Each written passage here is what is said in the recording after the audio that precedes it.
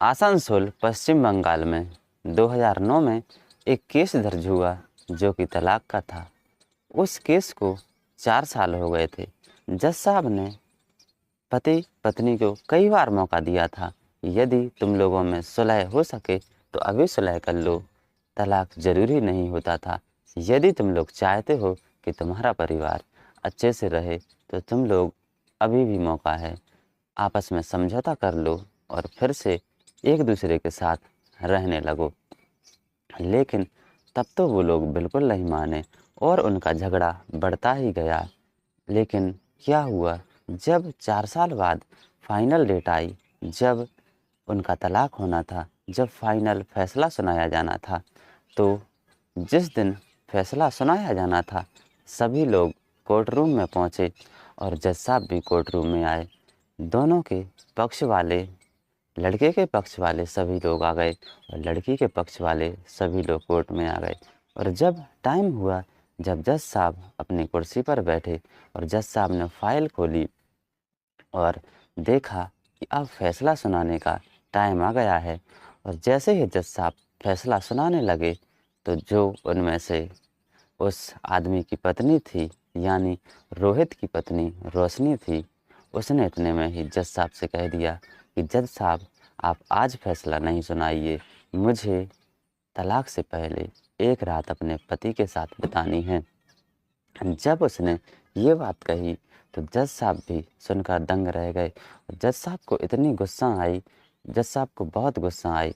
जज साहब ने कहा कि मैं तुम्हें 4 साल से समय दे रहा हूँ, तब से तुम नहीं मानी और अब तुम इस एक रात में क्या कर लोगी। तो जो औरत थी उसने कहा कि मुझे एक रात तो बितानी ही है, चाहे आप कल फैसला दे देना। तो जो जज साहब थे पहले तो बहुत गुस्सा हुए, लेकिन जो जज साहब थे वो भी बीवी बच्चों वाले थे, तो उन्होंने सोच समझकर एक दिन का मौका और दे दिया।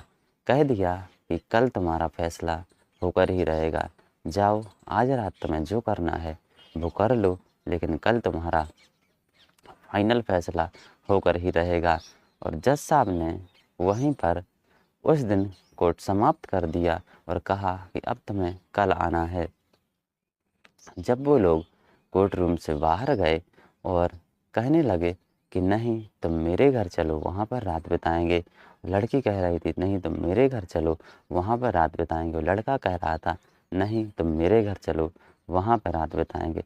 ऐसे ही ऐसे समय निकलता रहा तो एक बीच का सॉल्यूशन निकला कि ना तुम्हारे घर और ना मेरे घर, एक होटल में रात बिताएंगे। नमस्ते दोस्तों, स्वागत है आपका अपने यूट्यूब चैनल में। तो कैसे हैं आप सभी लोग? आशा करता हूं आप सभी लोग बिल्कुल ठीक होंगे और स्वस्थ होंगे। ये जो कहानी मैं आप लोगों के लिए सुना रहा हूं, ये कहानी है आसनसोल पश्चिम बंगाल की। तो ये कुछ ही समय पहले की कहानी है, तो एंड तक बने रहिए। क्या होता है कि एक पति पत्नी का जोड़ा था, उनकी शादी हुई और कुछ समय तक ये लोग अच्छे से रहे, लेकिन कुछ समय बाद इन दोनों के बीच में अनबन होने लगी, लड़ाई झगड़े होने लगे, मारपीट होने लगी। ये मारपीट दिन पर दिन बढ़ रही थी। जो पत्नी थी वो अपने पति से परेशान थी, और जो पति था वो अपनी पत्नी से परेशान थे। दोनों एक दूसरे पर शक करते थे, दोनों एक दूसरे से बहुत परेशान थे। दिन ऐसे ही ऐसे आगे निकलते गए। क्या हुआ, कई बार तो इन लोगों के घर पर पंचायत भी लगी। जो लड़के वाले थे उन्होंने कई बार अपने रिश्तेदारों को घर पर बुलाया, तो लड़की ने कई बार अपने घर वालों को अपने ससुराल में बुलाया, और इन दोनों ने आपसी समझौता करने का खूब कोशिश किया, लेकिन ऐसा नहीं हो पाया। बात नहीं सुधरी, बात और बिगड़ती चली गई। कुछ समय बाद एक दिन ऐसा आया कि इन दोनों ने अलग रहने का फैसला कर लिया, यानी तलाक लेने का फैसला कर लिया। इन लोगों ने 2009 में कोर्ट में केस दायर किया तलाक के लिए। तो ये केस चला 4 साल। ये 4 साल तक केस चलता रहा। इस बीच में कई बार ये लोग पेशी पर गए, आपस में मिले। जज साहब ने इन लोगों के लिए कई बार मौका दिया कि यदि तुम लोग चाहो तो अभी सुधर सकते हो, लेकिन वो सुधरने का नाम ही नहीं ले रहे थे और इनके बीच लड़ाई बढ़ती जा रही थी। क्या होता है, दिन निकलते गए, समय निकलता गया। जब 4 साल बाद 2013 में वो दिन आया जिस दिन फैसला होना था, तो सब लोग अदालत पहुँचे। लड़का साइड वाले और लड़की साइड वाले, दोनों साइड वाले लोग अदालत पहुँचे और जो अदालत के सभी कर्मचारी थे वो भी पहुँचे और जज साहब आए और जज साहब ने फाइल खोली अपनी सीट पर बैठकर और फैसला सुनाने लगे। तो जो उसमें से एक औरत थी, यानी रोहित की पत्नी रोशनी थी, उसने कहा कि मुझे तलाक से पहले अपने पति के साथ आखिरी रात बितानी है। तो जो जज साहब थे वो ये बात सुनकर बहुत क्रोधित हुए कि मैं 4 साल से तुम्हें मौका दे रहा था, 4 साल से तुमने कुछ नहीं किया, अब तुम कह रही हो कि मुझे एक रात और बितानी है अपने पति के साथ। लेकिन जो जज साहब थे वो बहुत समझदार थे और बीवी बच्चों वाले थे, तो उन्होंने सोच समझकर कह दिया कि जाओ एक रात और बिता लो तुम अपने पति के साथ, लेकिन तुम्हारा कल फैसला होकर ही रहेगा। और वहीं पर उन्होंने उस दिन की कार्रवाई समाप्त कर दी। क्या हुआ, जब ये लोग कोर्ट रूम से बाहर निकले तो ये लोग कहने लगे कि नहीं तुम मेरे साथ चलो, नहीं तुम मेरे साथ चलो, वहीं पर रात बिताएंगे। तो बीच का एक हल निकाला कि नहीं, एक होटल में चलते हैं, ना तुम्हारी साइड ना मेरी साइड। तो जब ये लोग इन्होंने ये बात की कि होटल में चलेंगे और टाइम रखा कि शाम को 8 बजे दोनों लोग होटल आएंगे। तो जब शाम के 8 बजे जो रोहित की पत्नी थी वो 16 श्रृंगार कर कर बहुत सुंदर बनकर होटल में पहुंची, लेकिन जो रोहित था वो इतना तैयार होकर नहीं आया क्योंकि वो बहुत बिल्कुल भी इंटरेस्टेड नहीं था इस बात में, वो तो ज़बरदस्ती आया हुआ था। जब रोहित की पत्नी वहां पर पहुंची, रोहित पहुंचा होटल के कमरे में, तो रोहित अपनी पत्नी के लिए देखकर आश्चर्यचकित रह गया, क्योंकि जितनी सुंदर उसकी पत्नी सुहाग रात के दिन दिख रही थी, उससे भी कई ज़्यादा सुंदर आज की रात दिख रही थी। लेकिन जो रोहित था उसके दिमाग में कोई भी खुरापात नहीं सोच रही थी, वो बिल्कुल कोई गलत बात सोच ही नहीं रहा था। वो सोच रहा था कि इससे छुटकारा जितनी जल्दी मिल जाए उतना अच्छा। तो इतने में ही जो रोहित की पत्नी थी उसने कहा कि आज की रात है, आज की रात तुम्हारा मुझ पर पूरा हक है, तुम जो करना चाहते हो मेरे साथ कर सकते हो। लेकिन जो रोहित था वो कुछ करने के लिए तैयार नहीं था। उसने उससे कहा मैं तुम्हारे साथ कुछ भी नहीं करना चाहता हूँ। उसकी पत्नी ने बार बार कहा कहा कि आखिरकार अभी तक तो तुम मेरे पति ही हो, अभी तलाक नहीं हुआ है, अभी तुम जो चाहो वो कर सकते हो। लेकिन रोहित ने फिर से कहा कि मुझे तुम्हारे साथ कुछ भी नहीं करना है, कल अपना फैसला है, फैसला हो जाएगा तो हम लोग अलग अलग रहने लगेंगे। जब उसकी पत्नी ने रोहित को गौर से देखा तो जो रोहित था वो बहुत कमज़ोर हो चुका था। जब उसने पूछा कि तुम्हारी ये हालत ऐसी कैसे हो गई, तो उसने बताया कि जब तुम मुझे छोड़कर आ गई थी तो मैं शराब का आदी हो गया था, मैं बहुत नशा करने लगा था, शराब पीने लगा था, सिगरेट पीने लगा था और कई प्रकार के नशे करने लगा था, जिससे मेरी ऐसी हालत हो गई है। और मुझे एक पेट में ट्यूमर है जिसकी वजह से अब मैं ज़्यादा दिनों तक जीवित नहीं रह सकता। मुझे डॉक्टर ने 1 साल का वक़्त दिया है कि तुम 1 साल ही जीवित रहोगे, 1 साल ही ज़िंदा रहोगे, उसके बाद तुम मर जाओगे। जो तुम्हारे पेट में ट्यूमर है, जब वो फूट जाएगा तो तुम्हारी मौत हो जाएगी। ये सुनकर उसकी जो पत्नी थी उसको बहुत दुःख हुआ।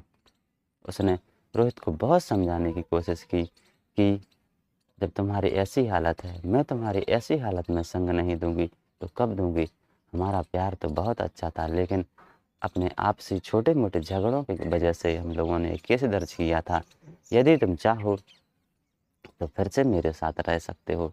लेकिन जो रोहित था, वो बहुत शर्मिंदा था, वो रहना नहीं चाहता था, क्योंकि उसी की तरफ से जो केस दर्ज किया गया था, तो वो बहुत शर्मिंदा हो रहा था।